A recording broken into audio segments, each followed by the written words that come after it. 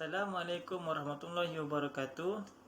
Nama saya Muhammad Nazirul Hanif bin Khairuddin, nombor matrik C18E0121. Baiklah, pada hari ini saya akan membentangkan kajian saya, iaitu kajian reka bentuk perabot knockdown bagi almari. Pengenalan perabot. Perabot adalah suatu yang digunakan untuk meletakkan barangan seperti pakaian dan barangan kecil seperti barangan peribadi. Sebenarnya reka bentuk perabot yang memudahkan urusan peletakan dan pemasangan suatu perabot di kediaman pangsapuri. Sebenarnya reka bentuk knockdown.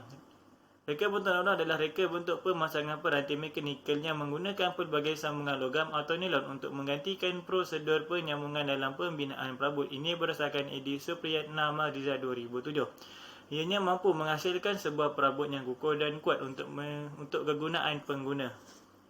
Seterusnya, pernyataan masalah.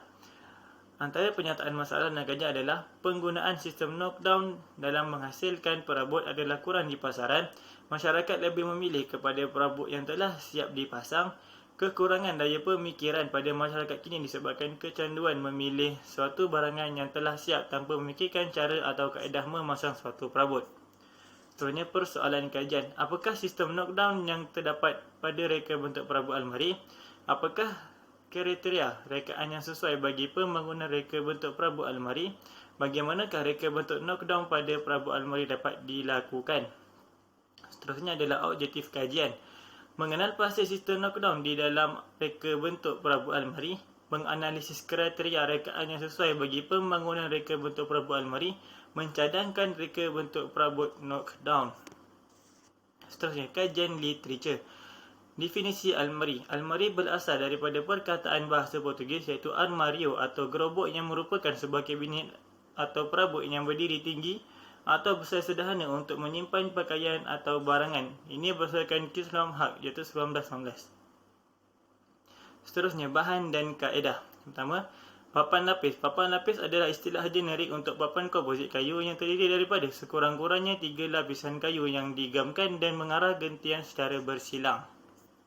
Seterusnya, kayu sambung. Kayu sambung atau dikenali sebagai sambungan jarik, ianya adalah sambungan kerja kayu yang dibuat dengan memotong satu set profil saling bersambung dalam dua kepingan kayu kemudian yang digigam. Seterusnya, tanggam. Tanggam merupakan dua bahagian kayu yang dipotong dan dicantumkan bagi tujuan memberikan pegangan yang rapat dan teguh. Definisi knockdown. Definisi knockdown adalah reka bentuk pemasangan peranti mekanikal yang menggunakan pelbagai sambungan logam atau nilon untuk menggantikan prosedur penyambungan dalam pembinaan perabot. Seterusnya, mekanisme knockdown. Yang pertama, blok sudut plastik. Blok penjuru yang ditekan pada dua keping bahan biasanya berasal kayu. Skru digunakan untuk membetulkan blok ke kedudukannya. Sambungan jenis ini digunakan untuk memuatkan kabinet moden seperti dapur. Seterusnya, pemasangan kayu asli. Sebatang bahan seperti kayu pen boleh digerudi. Setelah itu, skru akan dipusingkan masuk ke dalam bongkah kayu tersebut secara bersilang dan ini dapat memberikan kesan yang kuat terhadap dua kepingan papan. Selain itu, ini juga dapat memberikan sambungan knockdown yang murah dan berkesan. Skru biasanya dibenamkan balas ke dalam pemasangan knockdown. Boleh lihat gambar rajah dan serta diagram tersebut. Seterusnya, pemasangan dua blok iaitu kunci sendi. Ini diperbuat daripada plastik. Suatu plastik yang mempunyai bolt yang akan dilekatkan pada bahagian pertama. Bolt melepasi lubang yang pertama ke dalam plastik yang mengandungi alur skru. Apabila diketatkan, ianya akan menarik kedua-dua papan bersama. Pin membantu untuk memastikan pemasangan lurus. Ini memberikan sambungan yang kuat dan boleh dibongkar dengan menggunakan pemutar skru. Yang terakhir adalah metodologi. Dalam kaedah ini, kajian ini saya menggunakan dua metodologi, iaitu yang pertama, kualitatif dan kuantitatif. Bagi kualitatif, saya menggunakan pengumpulan data menggunakan kaedah pemerhatian dan pencarian maklumat. Seterusnya, dari segi aspek kuantitatif, saya menganalisis data menggunakan soal selidik. Sekian, terima kasih.